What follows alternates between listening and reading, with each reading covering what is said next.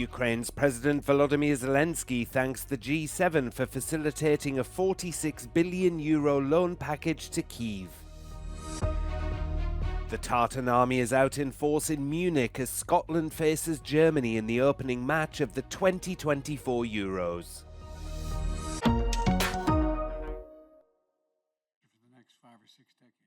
Ukraine's President Volodymyr Zelenskyy has thanked the leaders of the G7 countries for agreeing to keep sanctioned Russian assets locked up until Moscow pays reparations for its invasion of Ukraine.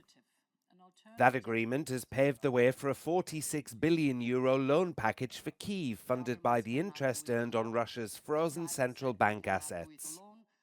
Details are still being finalized, but those funds could reach Kyiv before the end of the year. Головний результат для нас буде більше ППО для наших міст. Патріоти – це вже фактично українське слово. Буде більше техніки та інших необхідних речей для фронту. Вирішено і щодо використання російських активів на користь України і є перший вагомий крок «сімки» щодо 50 мільярдів доларів. Дякую.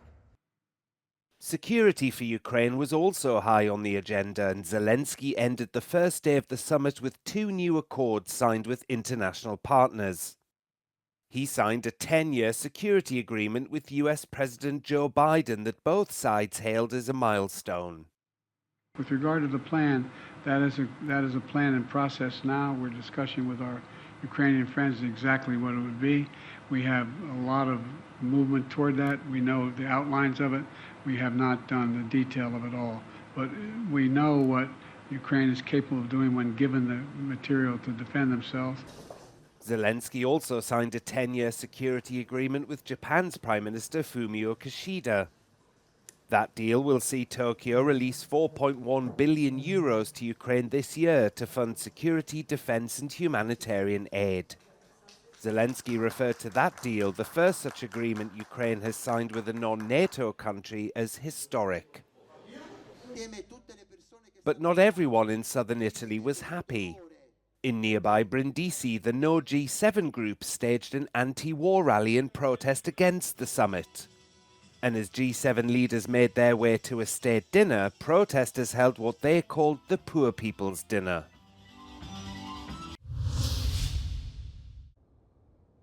Like many English coastal communities, Skegness is a seaside resort where the economy continues to struggle. Yellow 2 and 7, 27. Immigration remains a key issue, but many are now turning to the Labour Party for answers, while others shift further right.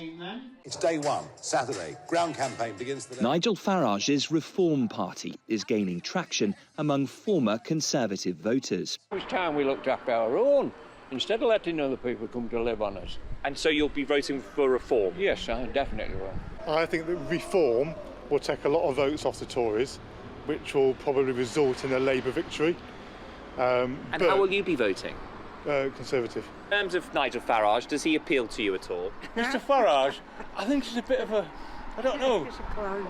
A clown? I think he's just, oh yes, there's a bit of bravado with him. I beat my chest and, and stuff like that. Skegness is a typical eastern coastal community, and it mirrors a trend across England's coastline. Once 77% Tory at the last election, it's now leaning Labour. Right-wingers here are handing the seat to Labour by splitting the vote between the Conservatives and Nigel Farage's Reform Party. The most recent poll shows Labour at 45%, the Tories at 22% and Reform at 13%. So is this likely to push the Conservative Party further right beyond the general election? The future could rest on the success of a now likely Labour government. When economies don't do very well, it becomes really tempting to make lump sum blame or to find a scapegoat. Dr. Veronica Lamarche is a social psychologist at the University of Essex who studied British right-wing populism. I think Nigel Farage can present a really simplistic picture of what the future of Britain could look like. Fundamental to Reform's ideology, people coming into the UK and blaming them for all of the troubles that we see in the country at the moment. Red doctor's orders. A vote for the Reform Party could give Labour an enormous majority in early July. How the Conservative Party reacts is something Nigel Farage Never say die. is already second-guessing. Luke Hanrahan, Euronews, Skegness.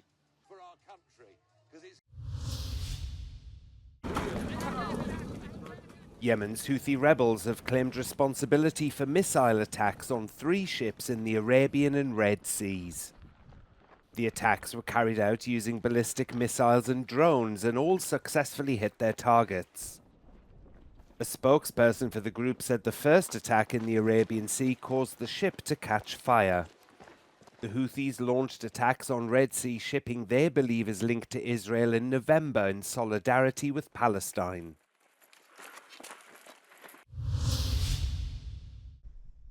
Hundreds of Cubans and tourists lined up to board a Russian warship on Thursday. The ship was part of a fleet that carried out military maneuvers in the Atlantic. Cuban and Russian authorities agreed to allow citizens access to the flagship, which arrived the day before, accompanied by a nuclear-powered submarine. Children, women and men of all ages awaited their turn. Siempre he sido amante de todas estas cosas, me gusta ver los desfiles militares, todos esos acontecimientos, me gusta verlo y me gusta estar bien informado. The chance to board ships of different nationalities arriving in the Bay of Havana is quite usual.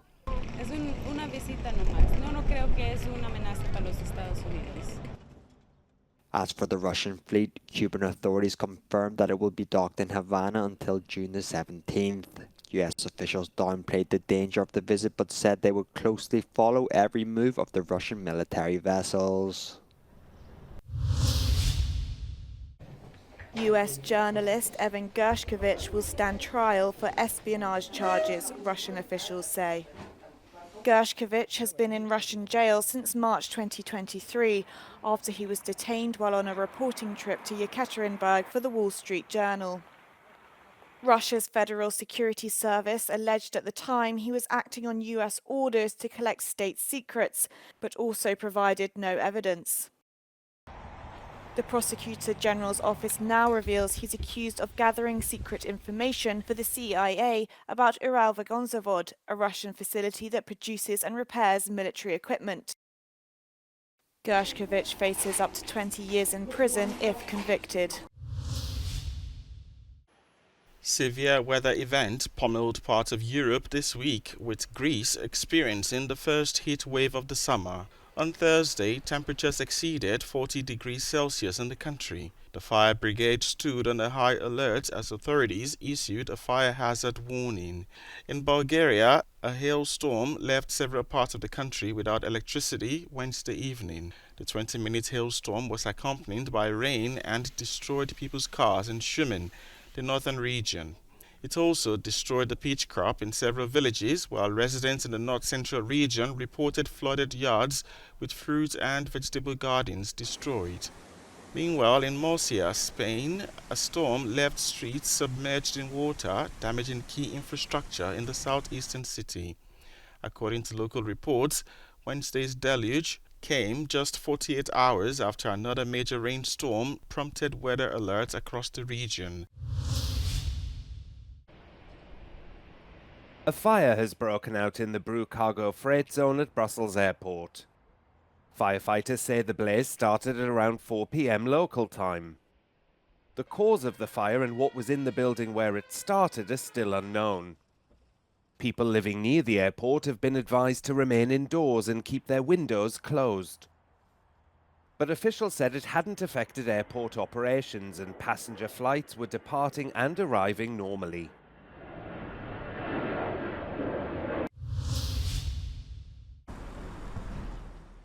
A street in The Hague has been painted orange as fans prepare for a month of football with the 2024 Euros. Marktweg is one of several streets in the Netherlands that get an all-encompassing orange facelift during European Championships and World Cups. A team of 10 volunteers spend 2 months painting the neighbourhood. The Netherlands national team is known as Oranje, the name of the Dutch royal family and the colour of their strips.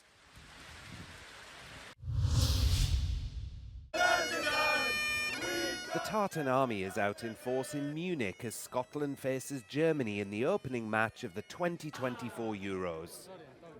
It's the start of a month of football that will take place in 10 cities across Germany. Head coach Steve Clarke said he was confident his side would deliver the goods as Scotland looks to qualify for the knockout stages of a major tournament for the first time.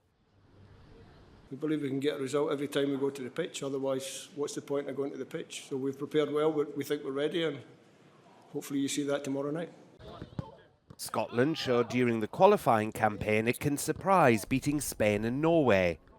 But they've only won one of their last 13 matches against Germany, and that was more than 25 years ago, 1-0 in a friendly in 1999.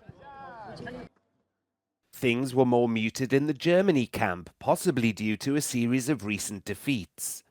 Germany went out at the group stages of both the previous World Cups and were eliminated by England at Euro 2020. Ich glaube schon, dass sie sehr unangenehm sein werden, aber auch spielerisch gut mithalten werden. Und dementsprechend gilt es definitiv, die Schotten nicht zu unterschätzen. Also ich habe großen Respekt vor ihnen, aber wir wissen natürlich auch, was wir können, dass wir extrem viele Qualitäten haben. Und wenn wir es schaffen, an unser Potenzial ranzukommen, dann bin ich sehr selbstbewusst auch zu sagen, dass wir das Spiel morgen gewinnen müssen. And someone else who's confident of a win for the German side is Booby, an African elephant who lives in a reserve in Thuringia. She hoofed a ball upfield into a goal marked with the German flag, confidently predicting victory for Germany against Scotland. 24 teams from across Europe will play in a total of 51 matches before the final in Berlin on July the 14th.